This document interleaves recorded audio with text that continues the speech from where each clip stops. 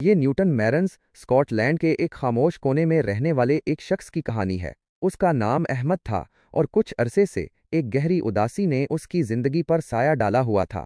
ہر صبح ایک بوجھل احساس کے ساتھ آتی تھی اور دن ایک بے رنگ تصویر کی طرح گزرتا تھا۔ وہ اپنی مسکراہٹ کھو بیٹھا تھا، اس کی آنکھوں کی چمک مدھم پڑ گئی تھی اور اس کی روح ایک خاموش قید خانے میں بند تھی۔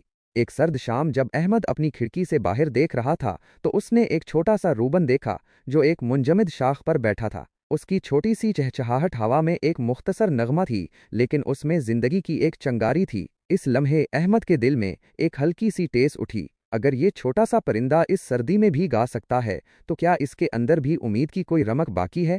اس دن سے احمد نے چھوٹی چھوٹی چیزوں پر توجہ دینا شروع کر دی۔ اس نے صبح کی دھوپ کی گرمی محسوس کی، بارش کی بوندوں کی خوشبو سونگھی اور اپنے باغ کے پھولوں کے رنگوں کو دیکھا۔ یہ آسان چیزیں تھیں جنہیں اس نے طویل عرصے سے نظر انداز کر دیا تھا۔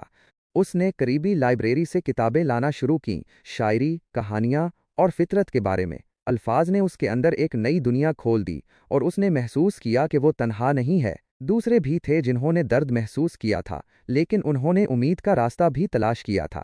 ایک دن وہ ایک مقامی کمیونٹی سینٹر میں گیا جہاں باغبانی کی ایک کلاس ہو رہی تھی۔ مٹی کو چھونا، پودوں کی دیکھ بھال کرنا اور ان کی نشو نما دیکھنا اس کے لیے سکون بخش تھا۔ اس نے نئے دوست بنائے، ایسے لوگ جو زندگی کی خوبصورتی کو سراہتے تھے۔ آہستہ آہستہ احمد کے اندر کی اداسی کم ہونے لگی۔ اس نے دوبارہ ہنسنا شروع کر دیا، پہلے ہلکے سے پھر کھل کر۔ اس کی آنکھوں میں وہ چمک واپس آ گئی جو کبھی مدھم پڑ گئی تھی۔ اس نے محسوس کیا کہ افسردگی ایک اندھیری رات کی طرح تھی جو بالآخر ختم ہو جاتی ہے۔ احمد کی کہانی ہمیں سکھاتی ہے کہ امید ہمیشہ موجود رہتی ہے، چاہے وہ کتنی ہی چھپی ہوئی کیوں نہ ہو۔ چھوٹی چھوٹی چیزوں میں خوبصورتی تلاش کرنا، دوسروں سے جڑنا اور کچھ نیا سیکھنا اندھیرے سے روشنی کی طرف سفر میں مددگار ثابت ہو سکتا ہے۔ اور سب سے اہم بات یہ ہے کہ کبھی بھی ہار نہیں ماننی چاہیے۔